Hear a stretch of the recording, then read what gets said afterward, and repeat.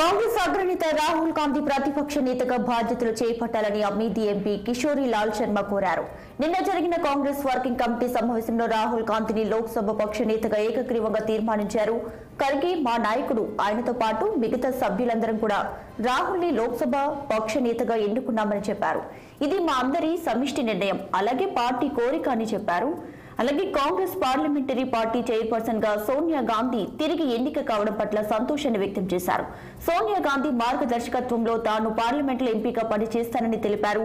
లోక్సభ ఎన్నికల్లో కాంగ్రెస్ కంచుకోట అమేథీ నియోజకవర్గంలో కిషోరి లాల్ శర్మ బీజేపీ నాయకురాలు స్మృతి ఇరానీపై 1,67,196 ఓట్ల ఆధిక్యతతో గెలుపొందారు.